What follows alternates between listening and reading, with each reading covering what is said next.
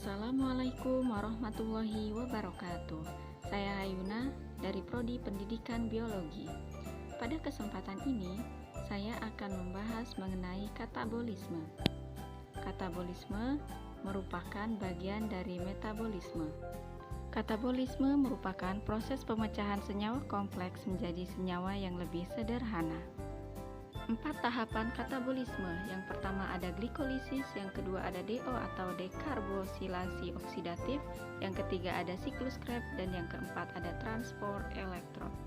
Glikolisis merupakan pemecahan satu molekul glukosa menjadi 2 asam pirufat. Glikolisis terjadi di sitosol atau sitoplasma. Mengapa terjadi di sitosol atau sitoplasma? Karena terdapat banyak senyawa atau bahan yang digunakan untuk proses glikolisis.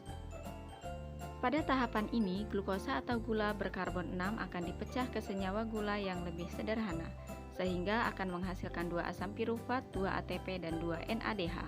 Bagaimanakah prosesnya? Mari kita simak proses tahapannya. Pada tahap pertama, glukosa akan diubah menjadi glukosa 6-fosfat. Pada tahapan ini, enzim yang berperan adalah heksokinase. Enzim ini akan mentransfer gugus fosfat dari ATP ke glukosa, sehingga ATP akan menjadi ADP dan glukosa akan menjadi glukosa 6-fosfat. Pada tahapan kedua, glukosa 6-fosfat akan diubah menjadi fruktosa 6-fosfat dengan bantuan enzim fosfoglukoisomerase. Pada tahapan ketiga, fruktosa 6-fosfat akan diubah menjadi 1,6-bifosfat. Enzim yang berperan pada tahapan ini adalah enzim fosfofruktokinase. Enzim ini akan mentransfer gugus fosfat yang berasal dari ATP, sehingga ATP kehilangan 1 fosfat dan menjadi ADP. Pada tahapan keempat, enzim aldolase akan memecah fruktosa dengan 1,6-bifosfat menjadi 2 buah glukosa dengan 3 karbon yang berbeda, yaitu dehidroksiaseton fosfat atau DHAP dan 3-bifosfat gliseraldehida atau 3-PGAL.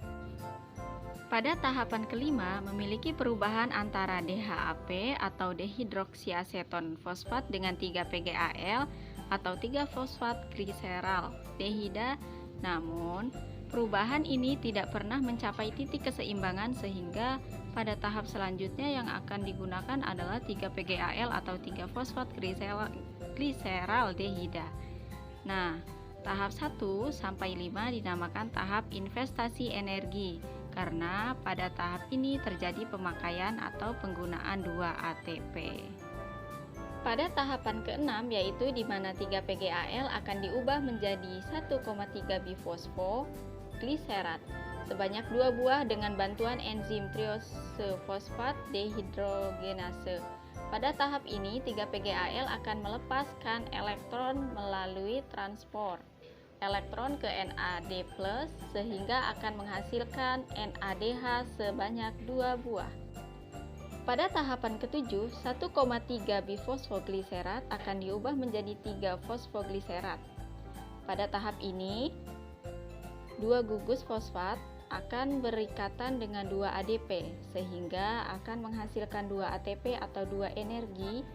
Enzim yang berperan dalam tahap ini adalah fosfogliserokinase. Pada tahapan ke-8, 3-fosfogliserat akan diubah menjadi 2 fosfogliserat dengan bantuan enzim fosfogliseromutase.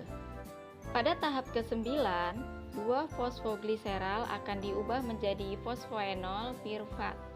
Dengan dibantu enzim enolase, pada tahap ini akan dihasilkan H2O. Pada tahapan yang ke-10 atau tahapan yang terakhir, fosfoenol pirufat atau PEP akan diubah menjadi 2 asam pirufat dengan bantuan enzim pirufat kinase.